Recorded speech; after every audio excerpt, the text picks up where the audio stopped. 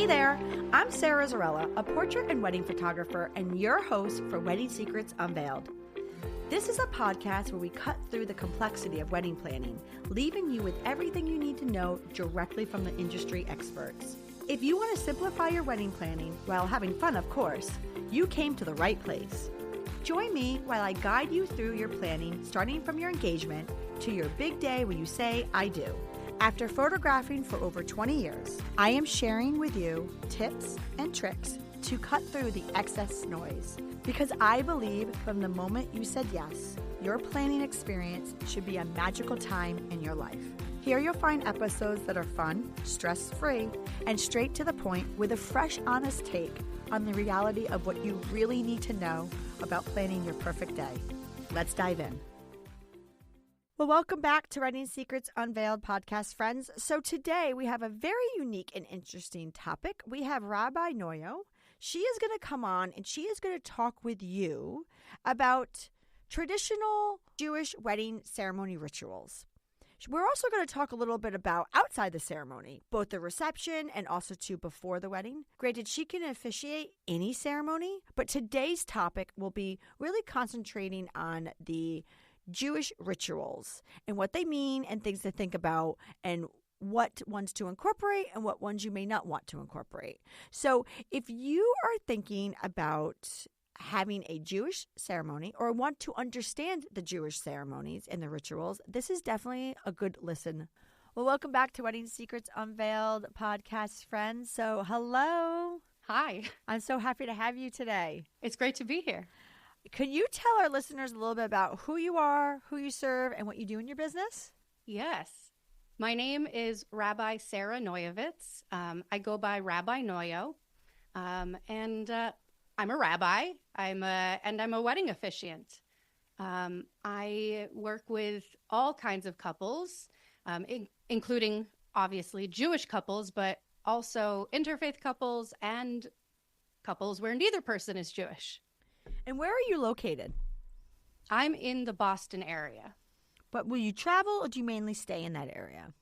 I tend to stay in the area, but I am open for traveling. Mm-hmm. I currently have a wedding inquiry for Connecticut. So greater Boston area, New England is, my home base. But for the right couple and the right opportunity, where I am the right fit for them, it could make sense to travel even farther. And you're getting married yourself. Yes, this October. I'm very excited for you. Congratulations. Thank you. All right, so let's get right into it. So you kind of touched upon it already, but I'm assuming even though you're a rabbi, you will marry anyone, even if it's religious or not religious, correct? Correct. I'll marry anybody. My partner is very jealous. Fair. But let's talk a little bit about the Jewish ceremonies, right? And the Jewish wedding ceremonies. Tell us a little bit about the rituals there, both old and new, for those people who are getting married and obviously thinking about their ceremony and wanting to see what, they might be deciding what they want to incorporate and also leave out. So if you can just start us from the beginning and walk us through the entire Jewish wedding ceremony. I know. Here we go. Well, I don't know if I could do the entire. I'll hit some of those kind of more popular, ancient and new traditions. I tend to have multiple 90-minute meetings with my couples just to go through all of these options. So I don't think we have time to actually go from start to finish with everything, but let's get some of the highlights. So there are rituals that actually take place before and after the ceremony itself as well. So some options that couples might want to consider before their ceremony even begins. One is a ketubah. Ketubah it's Hebrew for written thing, and it's the wedding document, the Jewish wedding document. There is an ancient text. I have never worked with a couple that wanted to use that original text. It was very progressive at the time. considered pretty not progressive now. Most couples like to choose a text that reflects their personal relationship, their aspirations for their relationship, for the home. Some couples use vow language in their ketubah, or we want our home to be a home of laughter and happiness, and we want to support each other, that kind of stuff. And the ketubah is usually at Ashkenazi weddings signed before the ceremony. I usually do it about 15 minutes before the processional is supposed to start. At Sephardi weddings, it is signed during the ceremony. Sephardi and Ashkenazi are two different kind of subcategories of Jews. And signing it during the ceremony is also a great option for couples that are not doing a first look, because in order to sign it, you have to be there with each other and your witnesses. So if you're doing first look on the aisle, signing a ketubah during the ceremony is a great option. So ketubah is one really popular ritual that a lot of couples like, and there are ketubah texts also for queer couples, for interfaith couples to look at. They're actually surprisingly easy to Google as well, and you can find one for virtually every price point. Some other rituals that can happen during the ceremony that couples that I work with tend to be pretty excited about, and that are really good for vendors like photographers to know about, because, special key moments during a ceremony. One is the circling. So this would happen at the end of a processional, before the couple is like standing before the officiant, ready for the officiant to say a welcome. The circling, historically, traditionally, was a bride circling a groom 7 times. Today, the most popular egalitarian alternative that I do is what I call 3-3 do-si-do, where the second partner who comes down the aisle goes into 3 circles, then they stop and the other partner goes into 3 circles, and then they hold hands but facing opposite directions and walk in one final circle, and then accompany each other to the chuppah, the wedding canopy, if they decide they want a chuppah, which is another great option for Jewish weddings. So that's a ritual that a lot of couples like to do at the beginning. There are some blessings that can be said during the wedding ceremony. One example is actually an engagement blessing. This is another example of a ritual that I've never had a couple want the original words for, because they're not so progressive. But it's really about blessing the couple's relationship in the way that is right for them. There's also there's also 7 wedding blessings, which is a great opportunity for the couple to honor people, particularly if they have people that are not in the wedding party or don't have some other role, and they can do this in English. So anybody who is able to read English can participate in this if there's room for honors. And I have an extensive document that I send my couples with, like, I don't know what letter of the alphabet is O, because that's how many options of interpretive, poetic, beautiful translations I have for those 7 wedding blessings. And they can pick whatever option they want. They can mix and match. They can come up with their own version for one. And I've also had couples assign their people who are going to do the blessings to actually write their own. So instead of anything that I offer, those 7 people come up and say a blessing that they have written, a 1-sentence, 2-sentence blessing for the couple. And that's really sweet when that happens. So those are, that just gets us started on a few of the ritual options.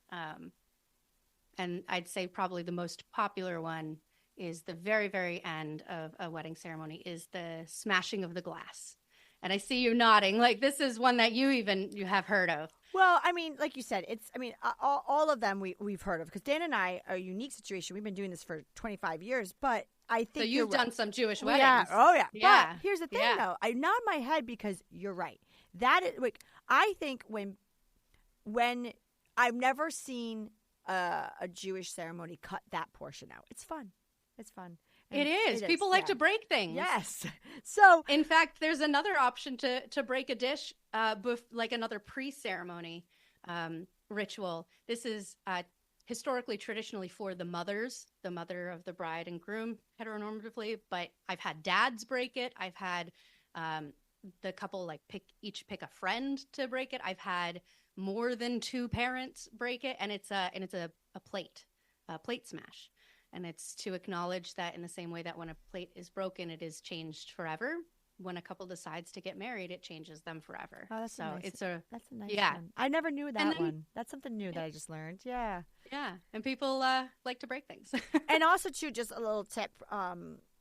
Sometimes I've seen couples and it's been very successful because a glass can be a little hard, but a light bulb. It just that they wrap a napkin with a light bulb, and that's why it's a little easier. Yeah, light bulbs used to be super popular because they make a louder pop when they're stepped on. I have had a couple use a light bulb once. I actually recommend couples buy specific smash glasses. They sell glasses meant for smashing. You don't want to just use something out of, a pantry or from the Dollar Tree, because either it comes with a stem or it's got a really thick bottom. And these are made of tempered glass. Like the glasses you drink out of are made to not break. Smash glasses that you can buy, they have no stem. They are thin glass and they are not tempered. They are very easy to break. And they usually come in a nice double wrapped satin bag that you can save the shards. And a lot of couples will take those shards and make a keepsake from their wedding. Like pour the shards into like a clear set of Shabbat Sabbath candlesticks, or send it to companies that will melt it into a glass picture frame. So that there's great reasons to get like a specific smash glass, and not just practically, but practically it's very smart. And it makes a good sound. So yes, that you want that wow effect. So yeah, I got a question. I mean, we talked a little bit about like the most common one, which is the breaking of the glass. But what is a tradition that you don't see as much that you would love to see more of? You just think it's, maybe it's a beautiful meaning behind it, or maybe it's just beautiful. The actual ritual itself visually is pretty, or just out of curiosity. I think that, one of my favorite moments is the blessing that I can give a couple at the end of the ceremony. This is right before the smashing of the glass. They are officially married in all the ways that we set out to marry them. And there's a threefold blessing. Some people might recognize it if I use the English translation of "May the Lord bless you and keep you." And then there's two more lines after that. That's the whole thing. I use a gender-neutral, God-neutral translation. So people who believe in God will be like, oh yeah, that's about God. And people who don't believe in God will be like, oh, it's so nice that God's not in this prayer. And so everybody hears something really nice. And the couple can actually wrap themselves in a prayer shawl, a talit, or a talis, depending on your pronunciation. And I like to call this the talis burrito, where the couple is wrapped together in this prayer shawl to receive their first blessing as a married couple. And it's a really sweet blessing in Hebrew and English. And I don't know. Most of my couples do that. But I don't know statistically if this is something that a lot of couples are doing or a lot of couples are foregoing. It's not something that is required by Jewish law in a wedding ceremony. So even in historically traditional Jewish weddings, like, you don't need to do this, but it's a really nice touch and a sweet moment. And the couple gets to kind of cuddle under that prayer shawl for a moment. Well, actually, you just touched upon another question. What, for the couples who are thinking about doing a Jewish ceremony, what is required? So according to Jewish law, there are multiple requirements because in the Talmud, the very extensive text that discusses what the Torah, the Jewish Bible, is all about and what it requires of us in our daily life. The ancient rabbis couldn't really decide what is the one thing that marries a couple. So they were like, just do all of them and then you'll be set. I personally do not require all of these things. I have one requirement, and it's actually in opposition to one of the Jewish law requirements. Jewish law requires a monetary exchange, and that means typically that would be a groom presenting a ring to his bride in exchange for ownership over her sexuality. I don't do those. So if there is a ring exchange, I require it to be an exchange. There has to be a second ring to cancel out the first one. So I guess, technically speaking, I do not do weddings that are legally, that are legal Jewish weddings. But the couples that I work with all want to have the second ring, because that is kind of like how they, like in this society, both partners wear a ring. And also when I explain why this is a requirement of mine, they're like, oh yeah, we don't want one ring for that reason either. But there are some other requirements, the 7 wedding blessings, for example, in their original Hebrew. I very occasionally do the original Hebrew at weddings. Most couples prefer this to just be in English. The blessings are short, but there's 7 of them. It saves time if we do one language. We can do Hebrew English for other little things in other places. So there's and even the chuppah, even the wedding canopy, is technically required. But I don't require anything of my couples except a second ring. You talked a little bit about the breaking of the plate, which is a ritual that happens outside of the ceremony. Yes. What are some other rituals before and after that our couples can think about? Yeah. So another ritual that can happen prior to the ceremony, and the breaking of the plate, that could happen anytime between, now, whenever now is, and the wedding. I often have couples do that at a rehearsal dinner, or even the day of, like, let's break a plate, sign the ketubah, and then process down the aisle. Like, that can happen right before the ceremony. But, if the people you want to break that plate are in the same room at like a wedding shower, do it then. You can do it months before the wedding. That's totally fine. So another ritual that is between now and the wedding is a water ritual. There's a Jewish ritual immersion called mikvah, and it's basically dunking in water as a way to mark a transition.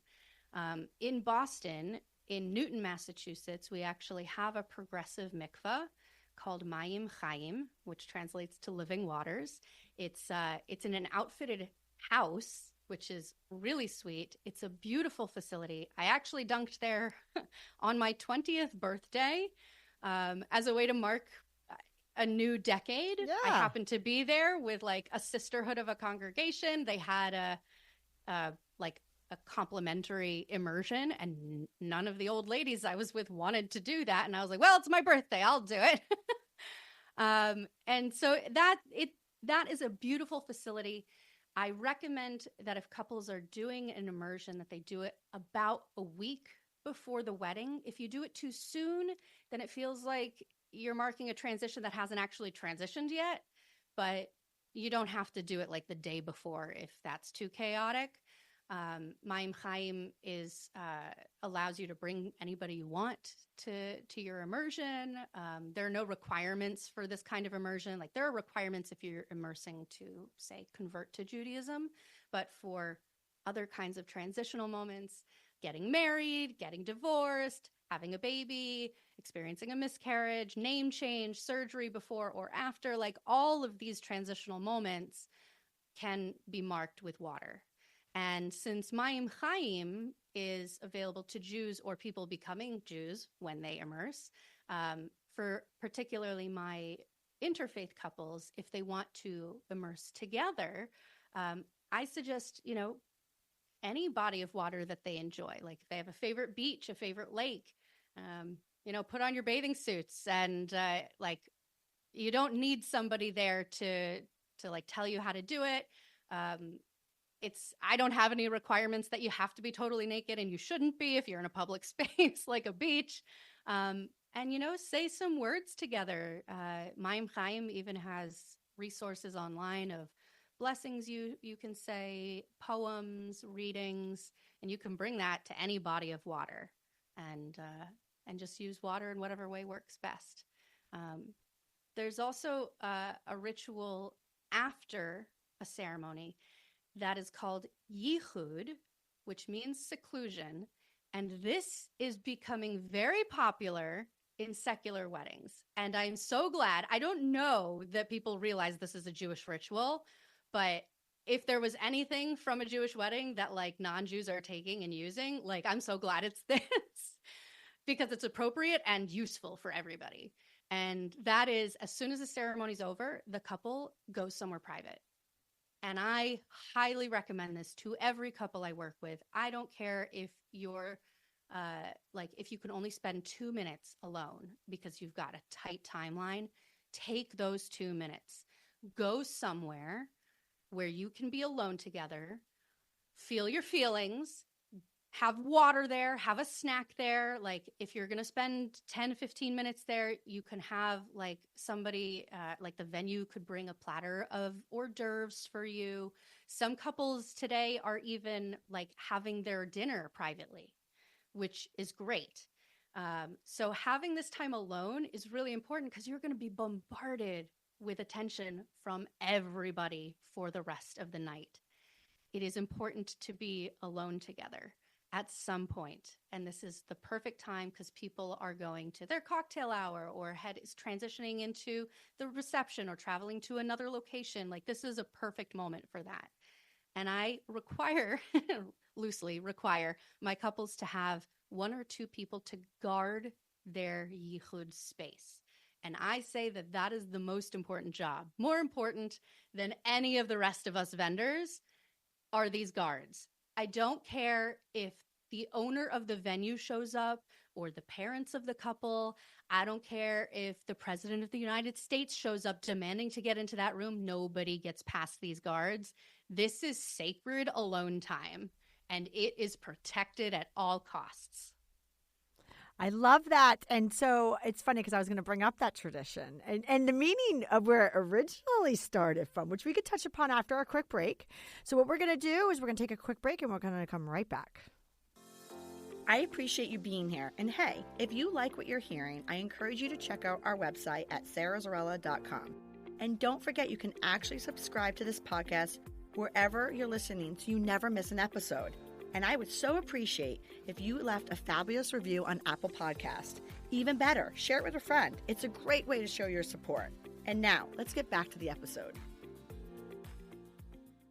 Welcome back, my podcast friends. So before the break, we were talking a little bit about traditions, both new and old, and some outside the ceremony. And we were talking a little bit about immediately following the ceremony, taking that sacred time for you and your partner. So you want to let the listeners know a little bit about the origin of that? It is what it is. Yeah. Well, so the origin is in Jewish law, which has a lot to do with gender, which is complicated in its own ways. But there was a prohibition about men and women who are adults and not married to each other not being alone in the same room together. So because there were no witnesses and you couldn't say what had happened. So in some ways it's funny, but in some ways it's also kind of a method of protecting vulnerable people, which for the time was very forward, very progressive. So the idea that a couple once married is allowed to be alone together in a room with closed doors is something new and special. And they are now allowed to do that, and it does not matter what happens in there. And so people like to make jokes about having a quickie after the ceremony. I don't think anybody's doing that. Very few people in the world have probably ever done that. It's not really what that time is meant for. But the point is you could, and it would be allowed. And in fact, that is another, as I'd mentioned before, like, you know, what is the thing that marries a couple? I don't know. There's lots of options. Just do them all. One of those is consummating the marriage. And so the idea is that you could be finishing the official marriage requirements in that time. But even in ancient times, most people were probably doing that on the wedding night rather than immediately following a ceremony. But I mean, I wasn't around in ancient times, so maybe that was also a little earlier in the day. Well, let's talk a little bit about what we see at receptions now. We talked a little bit about the ceremony, but what is some of the few common wedding reception traditions? Yeah. Probably the most well-known is the hora, which is a dance. Circle dance. Usually people use a hora medley, which is not just one song, but like a series of songs that you can do the circle dance to, and of like some traditional Jewish music. For Ashkenazi tradition, like Hava Nagila, if there are any Jews listening, like Hava Nagila, Hava Nagila, Hava. People like that is the quintessential hora song. And then that would kind of go into other melodies. The idea is that there is actually a commandment in Jewish law to dance and celebrate with a married couple. So the hora, this circle dance, was a way for guests to fulfill that. We are celebrating with the couple, the beloveds, and so we all dance. And there's usually a chairlift, and the chairlift is an interesting development because also in historically traditional Jewish wedding celebrations, like historically, but also at many historically traditional ceremonies, receptions today, genders are separated for dancing. So you'll have a partition with men on one side, women on the other side. I don't tend to go to a lot of receptions where it's separated by gender. So I don't actually know where I, as a non-binary person, would be expected to go. I mean, I know I'd be expected to go to the women's side. But you would lift the bride and the groom into chairs so they could see each other over the partition because they can't dance together. And then there would be like a cloth or a napkin that each of them was holding the end of stretched over the partition. And in that way, they were, quote unquote, dancing together, but still on separate sides of that partition. So that's a really fun ritual that has stuck around in hora dancing at weddings and bar mitzvahs and all kinds of celebrations. Sometimes the parents will get lifted. If there are siblings or children, they can also get lifted. It's a lot of fun. And if you are considering having a lift, make sure you put the taller people on the two front legs of the chair, because if the taller people are in the back, you will slide right off.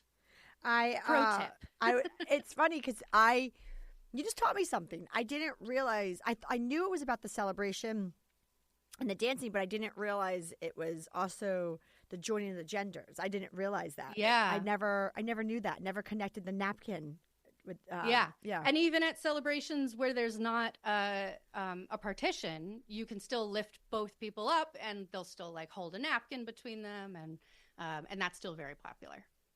That's so interesting. I just learned something today. Look at that. All right. So on to learning more stuff. Being a vendor. What do vendors need to know about working with the Jewish traditional ceremonies, receptions, and also to the interface of weddings? Yeah, I would say that having an idea, especially if you're a vendor for whom like you're working your first Jewish wedding, if you're able to get like an outline of the ceremony, just because there are different and additional kinds of key moments during a ceremony, like the smashing of the glass. Is just a groom going to smash the glass? Are both beloveds smashing a glass? Like, so you know where you're pointing your camera. Like for all of those key moments, just being aware of what is happening and when, that's really great. For like DJs, it's really important to be aware if there's going to be circling at the end of the processional. So, because what you don't want to happen is, partner B gets to the front and then the DJ or the band lead fades out and then the circling begins in silence. You want to make sure that the music continues until they have finished the circling and step up to the officiant. Another DJ point is with the smashing of the glass, like knowing when do you start the recessional music. I like to tell DJs, I always like to connect with other vendors when I arrive to a wedding, an hour or so before the ceremony, just to make sure that they have the information they need. We're all on the same page. So I usually tell a DJ or a band lead, as soon as the foot or the feet hit the glass, hit play or, downbeat one. People will start cheering and saying mazel tov, congratulations. The couple might kiss there, but like that's when the recessional begins. So it's just, I have had a DJ that was not on top of that. I had told him like, this is when you hit go, and he didn't, and the couple just kind of stood there awkwardly waiting for the music. And so it's really great for other vendors to, we as officiants and couples need to give that information to the other vendors so they have it, but then for the other vendors to be on top of that to help make everything go really smoothly. Can you go over a little bit with me the differences with the with officiants? Yeah. So rabbis and cantors, who are another form of Jewish clergy, who are often hired for weddings, we tend to be on the higher end of wedding officiants because there is so much involved in Jewish wedding planning. But there's also a professionalism that we bring, that like the friend and family member who you want to officiate for you just doesn't have the training or the experience necessarily. And they might, like your friend or family member might have experience. I'm not saying none of them do. But it is true that rabbis and cantors tend to be more expensive than other officiants who are non-denominational, non-religious. And I think that it is actually, I'll rephrase this. I think that all of those other officiants are underpaid. I think that the wedding officiant, Jewish clergy aside, is the most underpaid and undervalued wedding vendor. We like to joke amongst ourselves in officiant spaces that like, without us, it's just a party because we're the one who is actually marrying the couple, making it official, signing a document. And like without an officiant, you're just there for the party. Officiants offer so much, especially professional officiants, in script writing, unique touches throughout the script, throughout blessings they might offer, having the professionalism, knowing how to communicate and work with other vendors, just knowing a lot of tiny details that couples aren't necessarily going to think of on their own.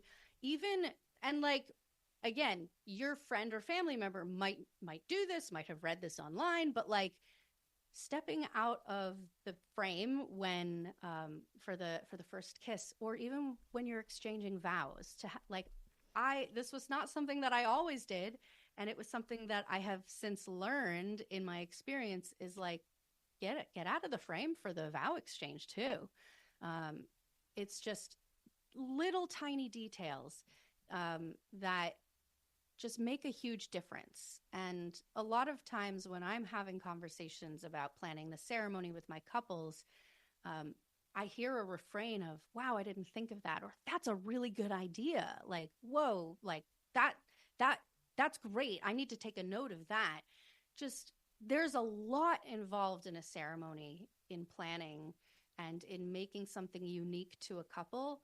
And I see officiants who are not Jewish clergy out there, like charging $200 for a full ceremony professional experience. And I'm like, man, you deserve so much. I know how much you're doing. You deserve to be paid so much more. And in a lot of, wedding planning groups, bride groups that I'm in, I see a lot of people complaining about, oh my God, $400 for an officiant. It's so expensive. And I'm like, are you kidding? That's a steal. Like that's a great price. That, like, they should be getting minimum that much. Yes. In my opinion. And because, like, you talked a little bit about, there's a lot of logistics behind it, and especially, and it trickles down to your guest experience, because a lot of times, yes, you can read and educate yourself about, things that you should put in your ceremony, but there's logistical stuff. There's, making sure the guest experience, they know when to sit and stand, and there's just a lot of moving parts. My first wedding, this was before I was a rabbi. This was a non-Jewish wedding. I did not realize that everybody was going to stand for the bride, and I did not have in my script to please be seated, so they all stood for the entire ceremony. Yes. I never let that happen again. No. And, I can tell you, as a photographer, I've been many times motioning for people to sit. Yeah, like, just please sit. So before we do the wrap-up question, I would love to hear a little bit about your wedding and the perspective of what we're talking about now going into your own. Yeah. I mean, being on this end of wedding planning has really, given me a perspective on what my couples are going through. The massive number of decisions. I mean, I know that with a Jewish wedding, just in the ceremony, that there are a lot of decisions to make, but the ceremony is only one piece of planning a wedding. And when we were trying to pick our wedding colors, it's like, oh my God, how many colors do we need? We went with one color, but we also don't like making decisions. But just like from colors to, how many people are you going to feed with your cake? And if not cake, what are you going to do instead? And do you want live music or DJ? And just so many decisions. And as somebody who is being paid to help my couples plan their ceremony, I want my role to take as much stress off of my couples as possible. So, I mean, part of what I offer is, like, once we go through everything, like, I start pulling out their to-do lists for them, because just any way to help them stay organized. I mean, everybody's got a different way of being organized. My partner's mom had like giant Post-its all over her bedroom. That would make me really anxious. I literally have one note on my phone that you just scroll forever, but everything has a nice bold and underlined heading, so you can find it. You just have to scroll a while to find some of it. So like just knowing the sheer amount of decision making and details, and that this is a stressful process for a lot of people. I mean, I'm finding it exciting and fun. I also have a partner who's excited and finds it fun. Some people are working with partners who don't want any part of planning, just tell me where to go and when, and which, I mean, personally, I think that there should be more involvement than that. But, you know, I can't tell people how to plan their weddings. I can only help them with the part that I have a role in. And so I want to make that as smooth and as easy a process as possible. I do not want them stressing about, you know, the details that they're doing with me. I want to take that pressure off. And sometimes it even helps them in other aspects of the wedding, like, you know, thinking about the processional and whether you're doing circles. And it gives me an opportunity to say, have you talked to your DJ about what songs you want during the processional? And sometimes couples even say, oh my God, I forgot that we needed to do that. And so it helps, it kind of bleeds over into other aspects of the wedding planning. Yeah, I mean, like you said, there's so many decisions. I mean, just in what we just talked about, just in the Jewish rituals of this, just the ceremony, you have a 90-minute meeting with them just to start. Well, yeah, like sometimes I meet 3 or 4 times, and I, you know, could be 90 minutes, could be an hour, which then we might have more meetings. Yeah. And there, you know, there's a lot to go through. And so my partner and I, we've gone through the document that I take all my couples through. And, you know, we looked at, you know, A through O for our 7 wedding blessings and picked a version we liked. We thought about the glass smash. We both want to smash a glass, so we need to buy 2. We've picked one, and now we need to get the second one. We've looked at ketubahs. We found a design we want. It was actually on me to do the text because, well, I mean, he approved the text, but I took 3 different texts that I liked, and I took pieces of them and I put them together and then made the Hebrew match, and then had a friend correct my Hebrew. And it was all approved by my partner. But like, I mean, that's something that couples are doing to some extent. They might not be, you know, doing their own Hebrew translations, but looking at all the texts out there for your ketubah and like, which one feels like us? And like, do we want it to talk about this? Do we want it to be in the language of vows or the language of, you know, aspirations? Like, it's a lot. Absolutely. Well, that's why you're here to help them. Yeah. Yeah. So with that said, for a wrap-up question, what are some key questions that couples should be asking their rabbi or officiant to make sure that they're working with a professional? Because like we talked about, a lot of decisions, that's one decision. They have to pick who they want to marry them. So what are some key questions that they should be asking? So I think aside from professionalism, I think vibe is really important, that you find somebody that you're going to enjoy working with in the planning process and whose style you'll enjoy at your actual wedding ceremony. And a lot of us are able to, you know, do various kinds of vibes and atmospheres. Like the way that I do a casual backyard wedding is not the same way that I'm going to do a black tie formal event. At that, you know, backyard wedding, as part of the, like, what I offer all of my couples is a photo op so that people can get their social media picture of the couple smiling nicely, and then they can put their phones away for the rest of the ceremony. Sometimes they'll have me also take a selfie with the guests all in the background. That is great for like a fun wedding, whether indoor or outdoor, but like that is not the vibe for every wedding. So I offer it to all of my couples, and a lot of them are like, don't think that that's right for us, which is great.